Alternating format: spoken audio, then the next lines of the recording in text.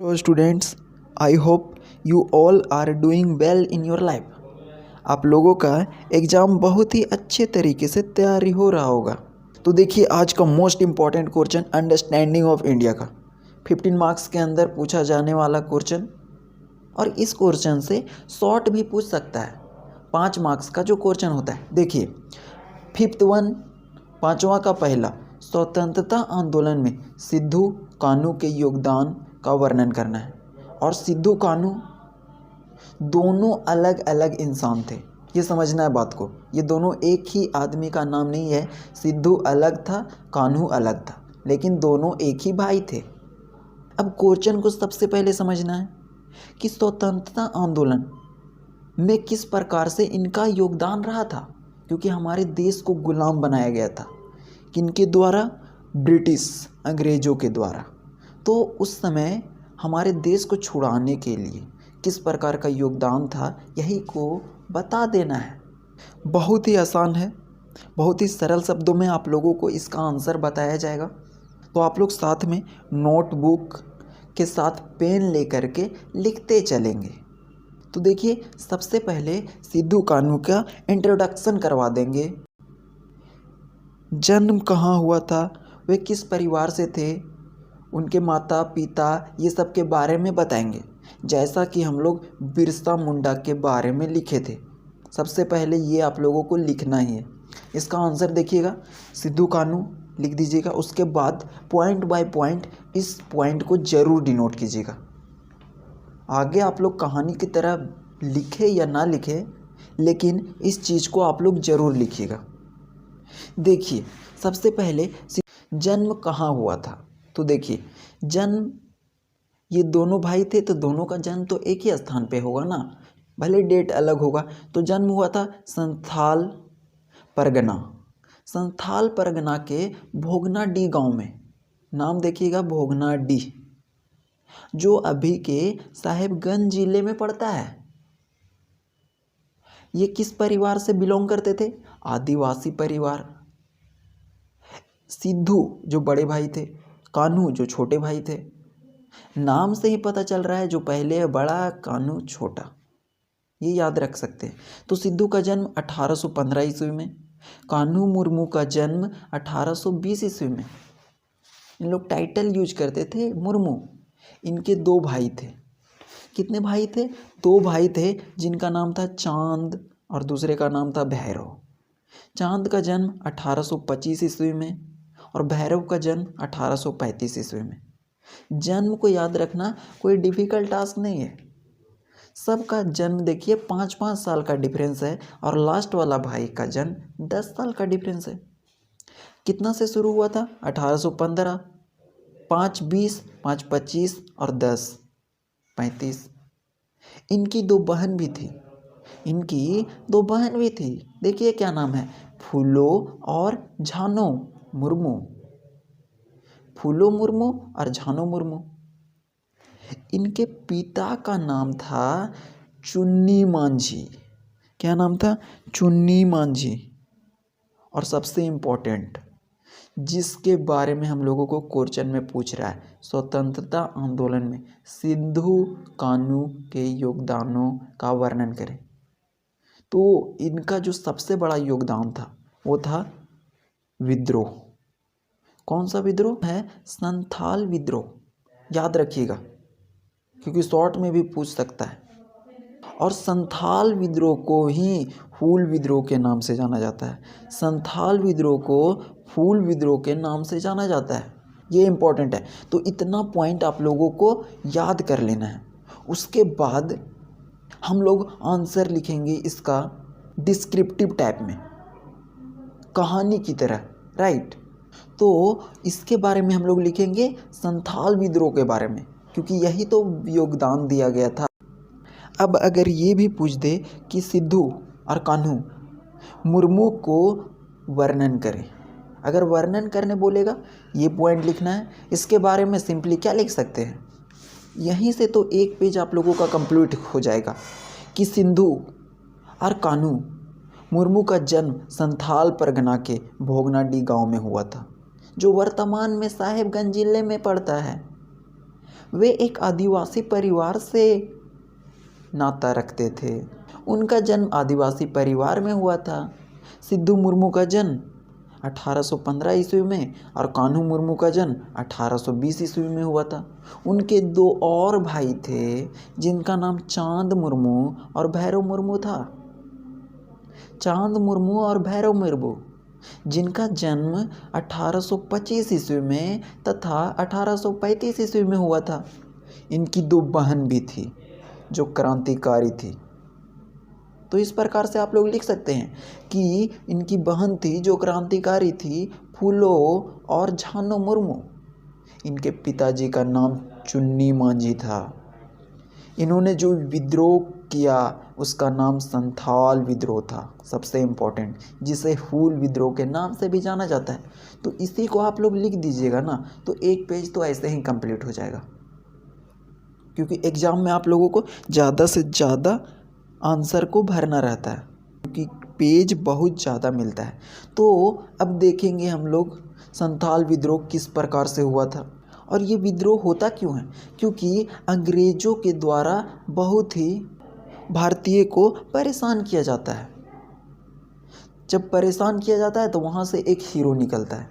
जिस प्रकार से किसी भी फिल्म में विलेन जा कर के हीरोइन को छेड़ता है, परेशान करता है, तो उसके बाद कौन आता है, एक हीरो आता है, उसके बाद उसका छक्का छुड़ा देता है। उसी प्रकार से अंग्रेज जब परेशान करने लगे थे, और यहाँ पे परेशान किसको करते थे, यहाँ पे हीरोइन नहीं होती थी, यहाँ पे भारत के लोगों को किया करते थे। जैसे कि यहाँ पे जो सिद्धू कान्हू समुदाय के जो लोग थे, जिसको हम लोग संथाल जनजाति कहते हैं, संथाल जनजाति। अब एक चीज़ समझिएगा कि संथाल जनजाति और जाति में क्या अंतर है।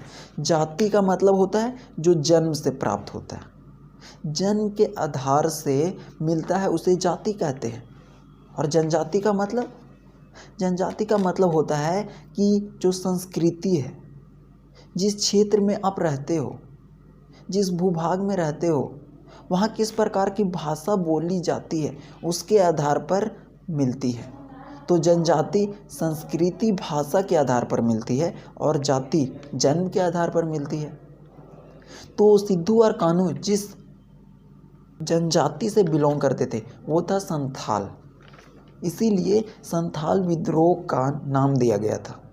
अब संथाल जनजाति आराम से अपना जीवन को व्यतीत कर रही थी, आराम से अपना कृषि करती थी, खाना खाती थी, वनों को साफ करके अपना खेती किया करती थी। लेकिन अंग्रेज आए, उन्होंने उनको ज़मीन को हड़पना शुरू कर दिया। वो तक तो ठीक था कि ज़मीन को छीन लिया, उसके बाद उसके ऊपर उनको खेती करने के लिए ज़बरदस्ती बोलने लगे और उस खेती के बदले टैक्स भी लिया करते थे। जो भी उपजता था उसका टैक्स ले लिया करते थे, जिसके कारण संथाल जनजाति पूरे कर्ज में चलती गई। उनके पास खाने के लिए कुछ सामान नहीं रह गया, उनका घर, ज़मीन सभी बर्बाद हो गया।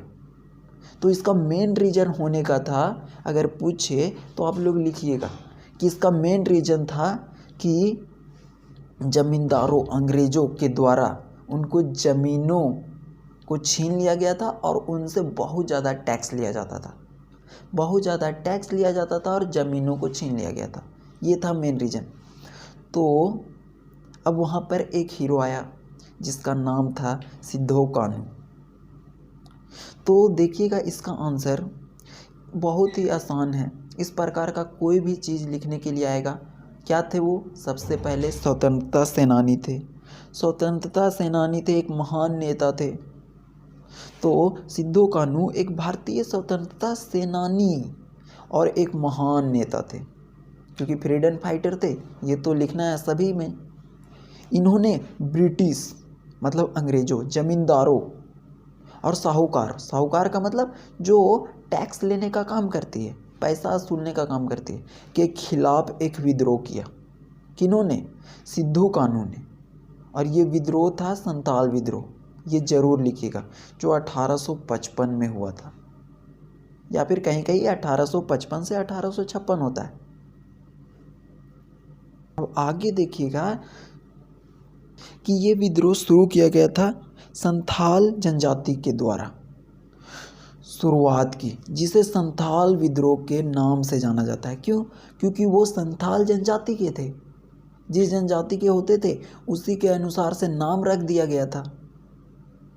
और विद्रोह का नारा था, इस विद्रोह का नारा था कौन सा विद्रोह? संथाल विद्रोह। ध्यान में रखिएगा, संथाल विद्रोह का नारा था करो या मरो, करो या मरो अंग्रेज हमारी माटी छोड़ो। क्योंकि अभी बताए कि उन्होंने इनके ज़मीन को हड़प लिया था, उनसे टैक्स लिया करते थे, वो कर्ज में टोटली चले गए थे। इसीलिए उन्होंने नारा दिया था अपने समुदाय के लोगों को कि करेंगे या मरेंगे अंग्रेज हमारी माटी को छोड़ेंगे। राइट। तो सिद्धू ने अपने समुदाय के लोगों को जमा किया, क्योंकि मेन लीडर वो था। अब मेन लीडर था तो उसकी बातें को सभी कोई सुनते थे, क्योंकि सभी को आज़ाद होना था, सभी को कर्ज से छुटकारा पाना था।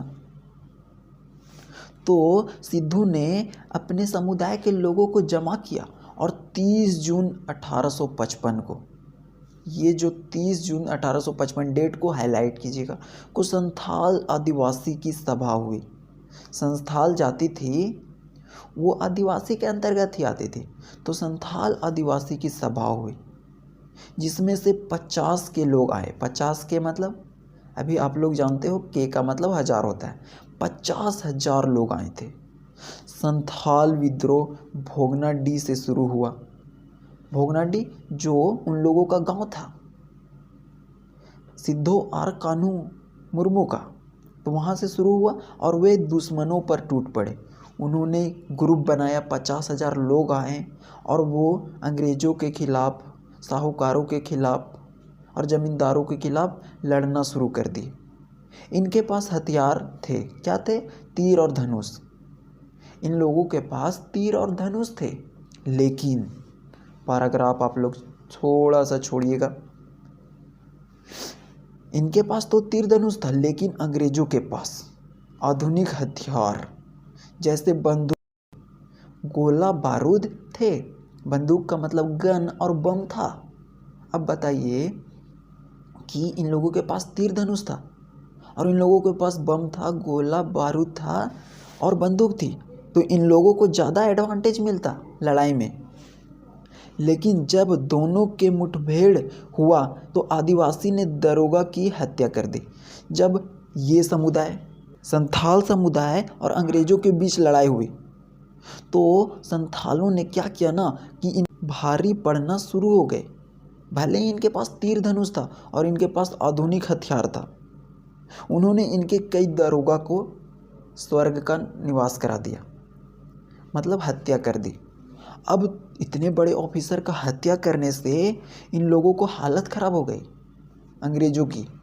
तो और अंग्रेज पूरी तरह से डर गए कि अरे भाई, ये सब के पास तीर धनुष है, हम लोगों के पास बंदूक गोला बारूद है, उसके बावजूद भी ये लोग हम लोगों का तो हालत ख़राब कर दे रहे हैं।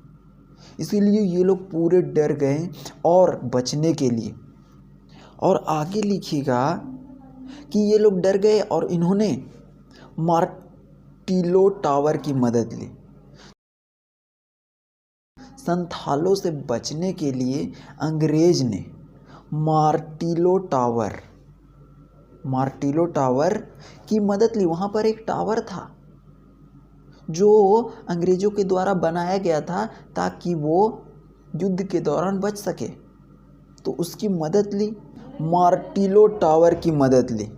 वहाँ पर एक टावर था जिसकी उन्होंने मदद ली। वो बनाया ही इसलिए गया था क्योंकि उन लोगों को शक हो गया था कि जब लड़ाई होगा तो इसका हेल्प लेंगे, तो इसीलिए वे लोग वहाँ पे चले गए।